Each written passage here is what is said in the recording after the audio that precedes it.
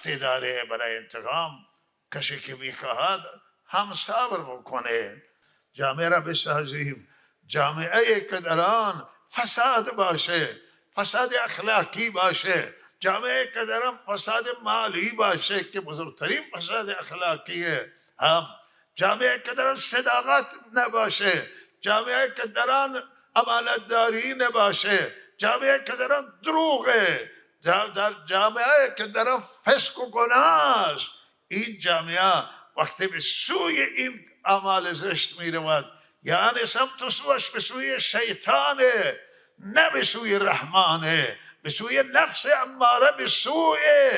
و نه به سوی نفس، به سوی اطمینان در عبادت و بندگی الله و نه به سوی درسته. لحظه این جامعه در خطر عذابه، در خطر غضب الهیه، در خطر آفته، در خطر مصیبت و بلای، در خطر کرونا هست، در خطر قحط هست، در خطر مشکلات و مریضی هست، در خطر جنگ هست، در خطر قحط بارانه. لحظه جامعه باید مسیر صحیح داشته باشه، مسیر درست داشته باشه. او کسی که در راس کاره باید صداقت در زبانش باشه. او شخصی که خود را در یک سیستم ماموری هست و هر طبقه هست باید درست باشه تا جامعه درست باشه. علما باید راستگو باشند، صداقت داشته باشند که مردم بیشتر به اونها نگاه میکنن، یک رنگ باشند، مسیرشون درست باشه، رای غلط نتیجه نداره، رای اشتباه نتیجه نداره، دروغ باطله و هیچ میدانی نداره دروغگو، همونطور که مردم همینه میگن. ولهذا این سرمایه را به دست بیارید، سرمایه مال، سرمایه پست، سرمایه مقام، سرمایه عزت دنیا ناپایداره. عزت دنیا اگر عزت آخرت نباشه درد مرا نمیخوره. مال اگر باشه، سرمایه جمع کرده باشیم و پول و صداقت و امانتداری نباشه، نمیتونه مرا از عذاب الهی نجات بده. این مال سرمایه ناپایداره، برید دنبال سرمایه پایدار، سرمایه ماندگار. اون نماز صادقانه شماست، او نماز با خشوع شماه، او سحرخیزی شماست و او تقوای شماست، خدا ترسی، او اخلاص للهیت که تحول در زندگی بیاورد و زندگی انسان را با الله وصل میکنه. ولهذا عزیزان بسیار تعجب که امروز چرا با این همه مشکلات جامعه ما گرفتار شده است. قحط و خشکسالی از یک طرف و من دیروز برای همین توی این مسیر رفتم مقداری و بالاخره دیدم که باغها را دیدم بسیاری خشک شده. من خیلی افسوس شد که باغها چرا خشک شده است، برای که درست امسال مقداری بارندگی الحمدلله الله مرحمت کرد، ولی چندی ساله که مردم میگفتن که قحط بوده، ولهذا باران امسال تاثیر در آبها هنوز نگذاشته. ولهذا باغها هر وقت این راهی که بین خاش و زایدانه پر از میوه بود، در فصل میوه سر خیابان میوه میفروختن، میوه های فصلی می آوردن سر خیابان و دیروز میوه های فصلی ندیدیم اینجا توی مسیر. لحظه این نتیجه همینی که باغا خشک شده است و این ضایعاتان و این از حضور شما ناامنی موجوده، این ضایعاتان، گروگانگیری آمده، سرقت آمده، این هم مسئولیت همه ما را سنگین می کنند. این قطع مسئولیت ما را سنگین می کنند. این گرانی تورم که علم بیداد می کنه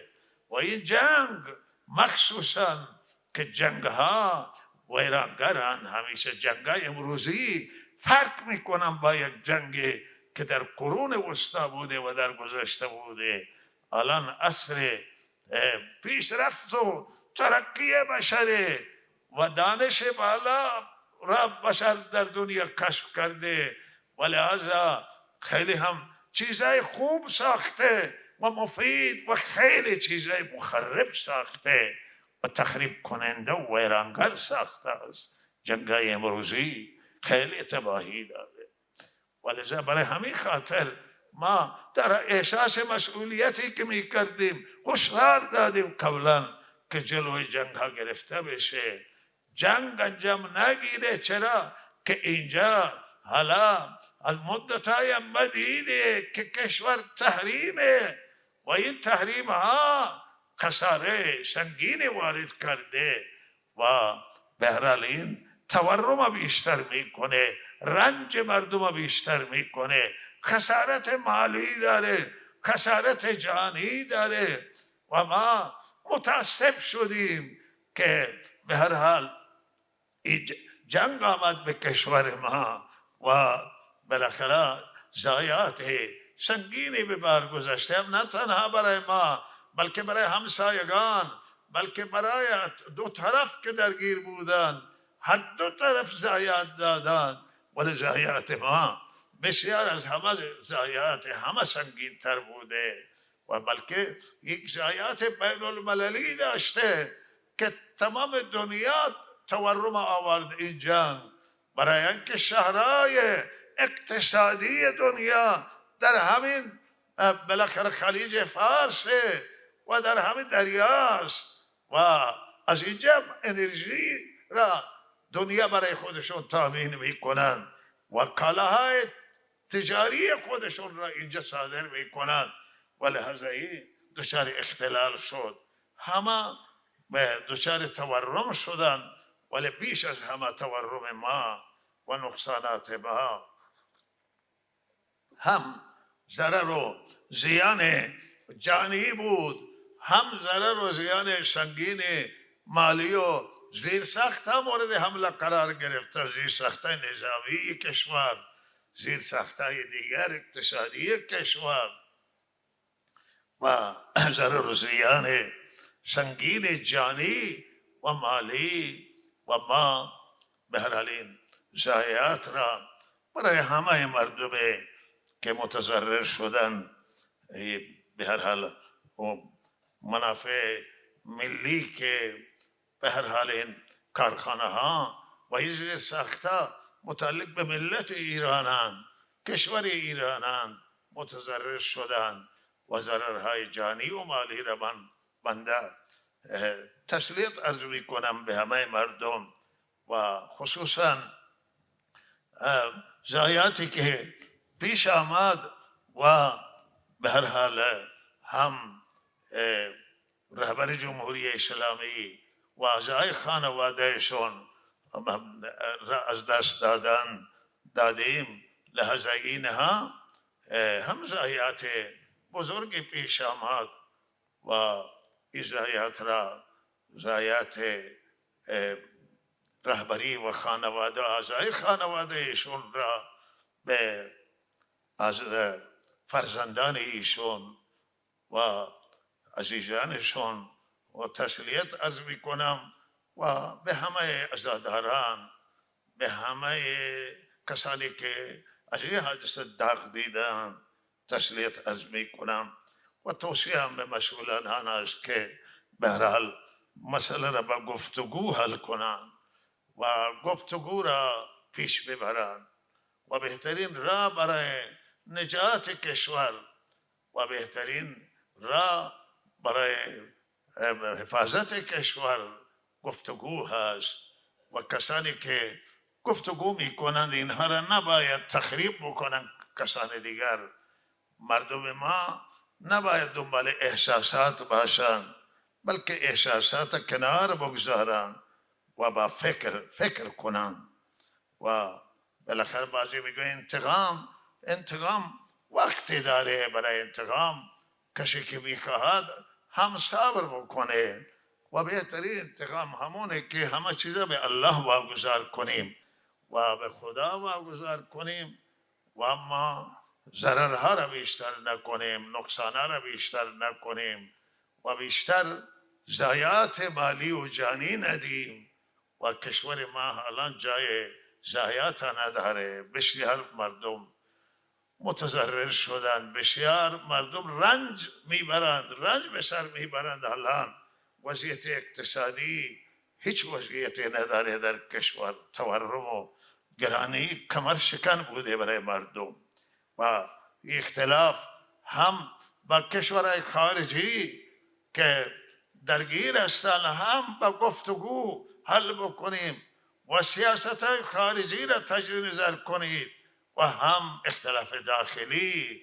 که رخ داده و مردم خواسته داشتند و برای خواسته هایشون به صحنه آمدند و میدان دادند، هم کشته دادند مردم و به هر حال ناراضی وسیع در کشور جریان داره و اختلاف بزرگی و اینها را هم بشینند و حرف مردم را بشنوند، مسئولا بشنوند و به خواسته های مردم تن دادن حکمت و به خواسته های مردم تن دادن فضیلت که خواسته های مردم را بالاخره بشنوند و اعتقادم هست که در این شرایط زندانی های سیاسی را هم زندانی های سیاسی را آزاد کنند و بشینند با اونا صحبت کنند، به جای زندان کردن مردم، به جای بالاخره انتقام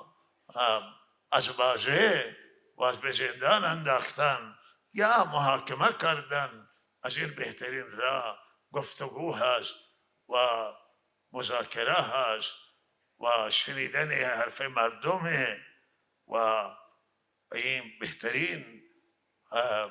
مسئولیتی است و بهترین حکمتی است برای هر کشوری باشه و هر ملکی باشه و عاقبت همه ما را به خیر بگردانه الله تعالی.